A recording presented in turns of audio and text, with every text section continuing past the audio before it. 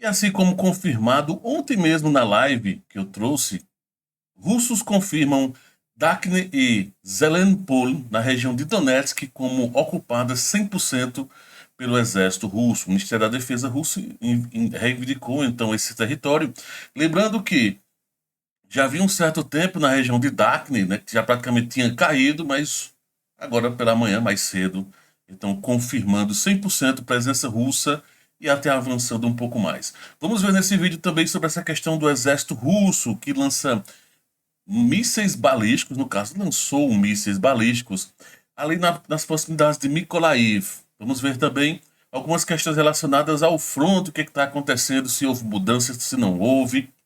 Teve troca de prisioneiros, né, de soldados mortos também, como sempre tem ocorrido, uma quantidade até considerável dessa vez de troca. Isso e muito mais nós vamos ver agora, beleza?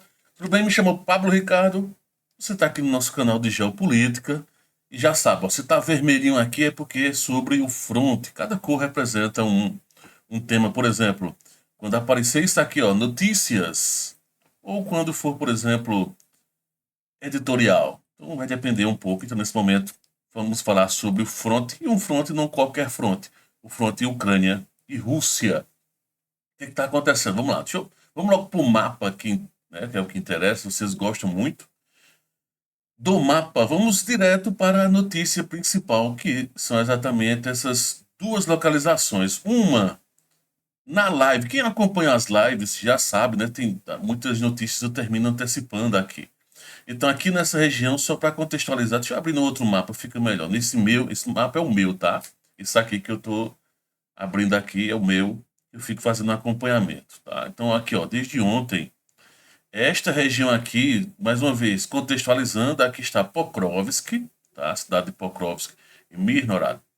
E aqui, ó, mais à direita, já sentido nordeste, praticamente, houve a conquista de Vodiandruhe, e praticamente no mesmo momento de Zelenpol, ontem já vinha se informando, eu pelo menos já estava trazendo essa informação, e aí os russos mais cedo então confirmaram, normalmente é devido ao horário, tá? Então caiu de fato essa pequena aldeia, se você for ver é uma aldeia, mas é uma aldeia que deu mais trabalho por conta ó, exatamente dessa barragem aqui de água, então ficou mais difícil fazer o ataque, enfim. Lembrando que esta região aqui, daqui então em diante, é todo um território mais agriculturável, tá? É terra preta, de agricultura. No sentido norte e sul, que é mais para cá, de Pokrovsk, descendo ou subindo, aí é mineração, tá?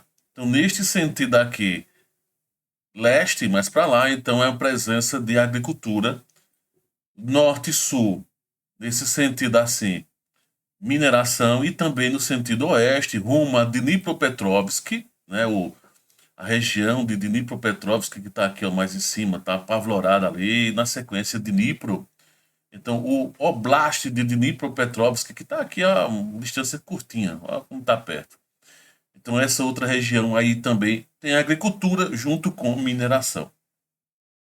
Dito isto, vamos continuar aqui. Então, o que é que ocorre? Os russos então estão avançando, eu já trouxe vídeo ontem, tentando entender o que é que possibilidades do que está acontecendo devido à lentidão de avanço.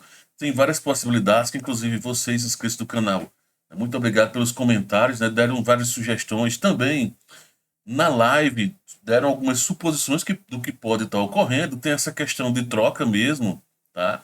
Houve uma grande mudança de turnos, de sistemas de rotação do lado russo. Do lado ucraniano também teve recentemente, tá?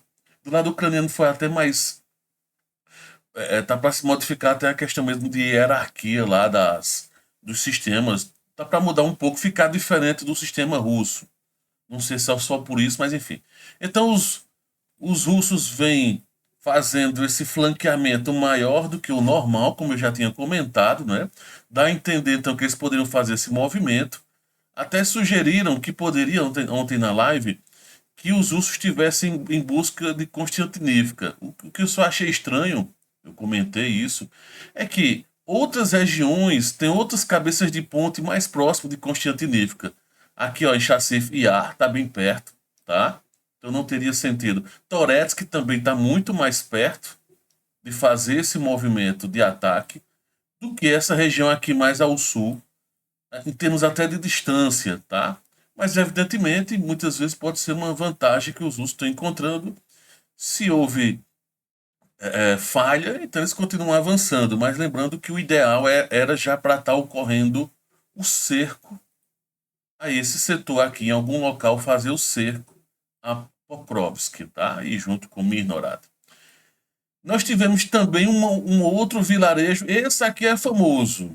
Esse faz tempo que está na luta, está para cair, cai, não cai, já ocupou, que era Dakhne, tá? Os russos demoraram um pouco para confirmar a queda de Dakhne.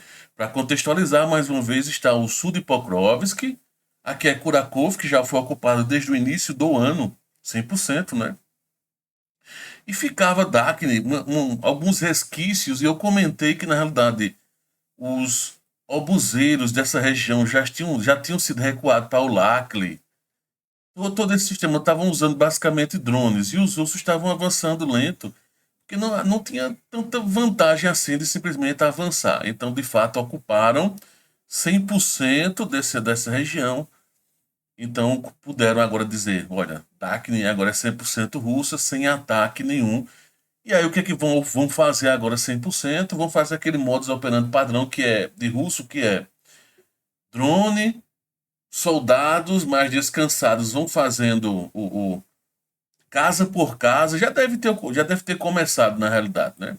Vão casa por casa, prédio por prédio, averiguar, verificar tudo usando drones para ver se não ficou nenhum soldado, se não ficou nenhuma mina, alguma armadilha que às vezes costumam deixar no prédio, né?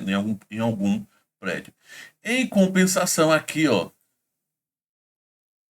inclusive esse mapa aqui vai até sofrer mudanças, já que os russos estão batendo na porta de Constantinopla. Antes só estava ocorrendo ataque de, basicamente, obuseiros aqui e de sistemas de foguete, tá? Alguns tipos de MLRS. Lembrando que depois eu vou trazer até um vídeo falando sobre essa questão do uso dos chamados MLRS pelos russos. Não necessariamente são 100% MLRS. Às vezes são alguns foguetes mais simples e baratos que estão utilizando, tá? Essas chamadas barragens de foguete. Que, guardado as proporções, só para deixar bem claro, guardado muito as proporções, são equipamentos similares em termos de distância, a distância menor, ou similar também em termos de distância, 15, 20 quilômetros, e um poder explosivo parecido também, que é o que o pessoal do Hezbollah utiliza. Lembrando, guardado bem as proporções, cada um com o seu tipo de equipamento, mas só para você entender, caso queira que eu contextualize. Então, ó, se você olhar aqui no outro mapa, no Live UA Map, tá? Esta região aqui de Pokrovsk, de Kurakov, perceba como já está bem fechado, que é exatamente isso, tá? Os russos estão avançando, estão batendo na porta de Constantinopla e Andrivka. Eu creio que de hoje para amanhã, até domingo, vamos colocar assim, até domingo, provavelmente os russos reivindiquem 100% de Andrivka. Faltava um trechinho de nada aqui ser ocupado, que pertence, digamos, à parte de Andrivka, então faltava um pedaço muito pequeno para cair em definitivo, tá bom? Então, questão de tempo. Mas estão batendo na porta de Constantinopla e também começaram a movimentar-se, deixa eu mostrar aqui por esse outro, começaram a fazer um movimento, tá? Aqui no Rio, no Volga. Então, tem até informes que estão conseguindo passar em algum trecho aqui do Volga. Estão chegando, né? Porque são dois rios aqui, ó. É uma região entre rios que é meio que alagada, é mais chatinha a movimentação aqui. Por isso que os russos não fizeram esse movimento antes. Só que o que, é que os russos estão fazendo? Usando barragem aqui, ou seja, muitos foguetes, e depois vão avançando, vão fatiando, como costumam dizer. Né? Mas mais ou menos essa é a tradução que eles, né, poderia ser chamada assim. Então já tem presença confirmada agora pela madrugada aqui no Brasil, pela manhã, lá na Rússia, né, na Ucrânia, melhor dizendo, baseado na Ucrânia, 5 horas a mais, que tinha presença de tropas russas por aqui. Então é possível que alguns mapas, inclusive esse meu, depois eu faça a atualização aqui Então há uma tendência natural de vir para cá, para o Lackley, assim como os ursos também, ó, tudo é uma questão de proteção, os ursos estão avançando. Como é rio, mesmo que seja período de neve e tudo mais, aí é que tem que ter mais cuidado, porque se um soldado desse cai, se complica, né? Hipotermia e etc. Então, o avanço mais lento quando tem próximo a rios, mas a questão todinha, deixa eu mostrar agora aqui no Live UA Map, mas o fato é que os soldados que estão aqui têm a ideia, ou eles começam a recuar ou vão sofrer baixas como sofreram aqui em Dacne, em todo esse setor, tá? Então o caldeirão está se fechando, as portas estão se fechando, nem caldeirão mais é, né? Não está mais nem arredondado, vai ficar ainda cada vez mais sério. E a grande questão todinha está aqui, ó. O ponto-chave, basicamente, está em Rosliv.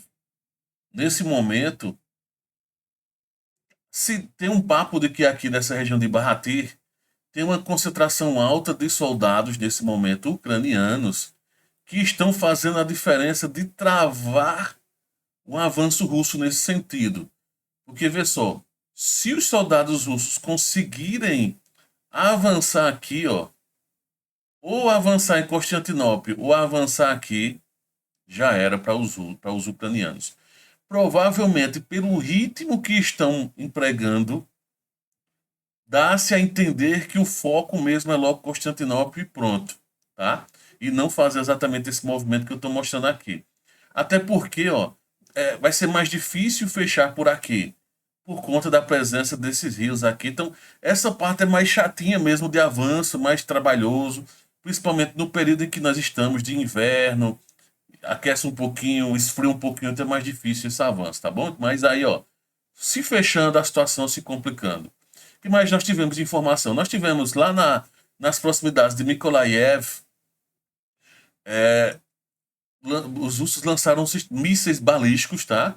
Nessa região aqui, Mykolaiv ou Mykolaiv, e fica, deixa eu só tirar mais um zoom aqui, ó, próximo a Kherson, relativamente próximo a Kherson, e provavelmente, pelo tipo de míssil balístico utilizado, então o alvo era questão logística, tá?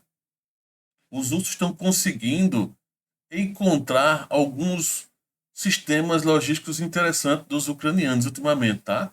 E conseguido destruir uma quantidade considerável, né, várias situações dessas. Teve ataque de drones desses menores, os chamados FPV, aqui na região de Kherson, tá? Onde 2 pessoas foram mortas, 4 ficaram feridas. Não diz exatamente, só mostra um trecho civil, mas é aquilo, né? Não mostra o que de fato atingiu. Os ucranianos terminam omitindo um pouquinho, normal, faz parte do jogo, do conflito, né? Omitir esses detalhes. Outra informação interessante é que a Ucrânia e a Rússia realizaram troca de soldados mortos. Eu pensei que só tinha vivo no pacote, mas não, tá? Só confirmando, então são mortos mesmo. 757 soldados mortos foram repatriados para a Ucrânia, tá? Então foram enviados. Não se sabe. O informe está aqui próximo a Zaporizhia. Eu não sei se foram mortos desse setor, né? Possivelmente pode ter sido desse setor. A última troca de mortes que teve foi na região de Bakhmut, foi mais acima. E dessa vez ocorreu aqui, pode ser que tenha sido isso que eu comentei, né? De fato, dessa região. Né?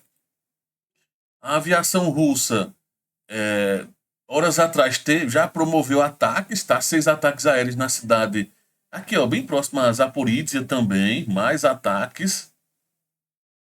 Todo esse trecho recebendo muito ataque. E dá a entender que, eu não sei se os russos estão atacando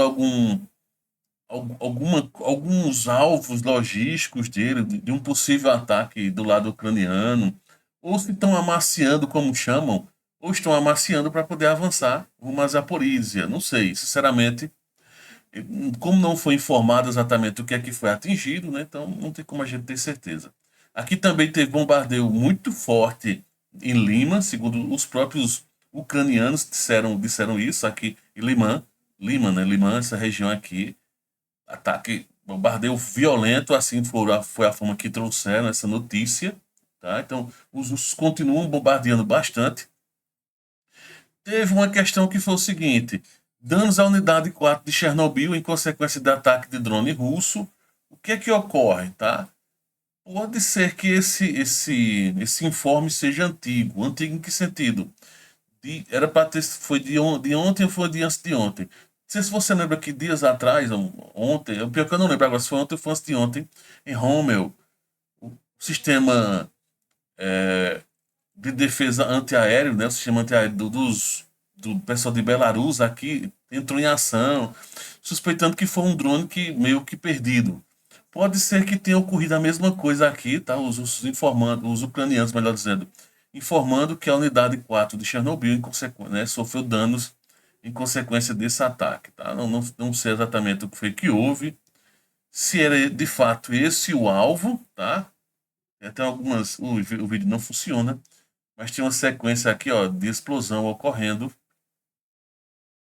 Não sei exatamente qual era o que é que tinha de alvo aqui, dá a entender que foi provavelmente uma falha, né? Já que teoricamente aqui é um acordo em comum não chegarem perto de Chernobyl, até pelo poder de problemas que pode causar, a questão de radiação. Tem áreas que estão seladas aqui, enfim, tem toda uma problemática, mas até é difícil fazer algum tipo de defesa nessa região, tá bom?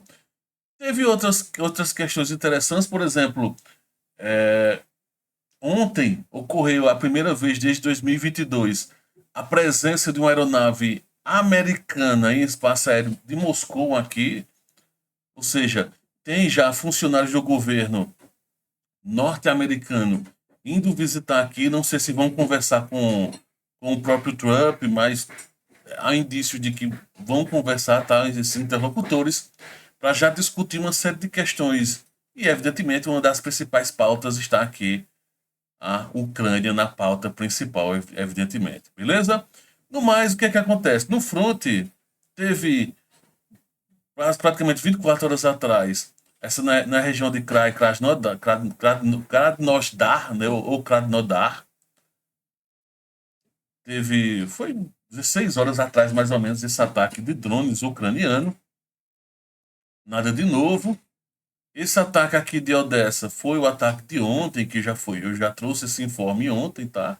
Então, basicamente é isso. Teve, como sempre, ataque à região. Aqui, ó, essa região está sofrendo muito. Na verdade, são drones que os russos lançam e a passagem aqui.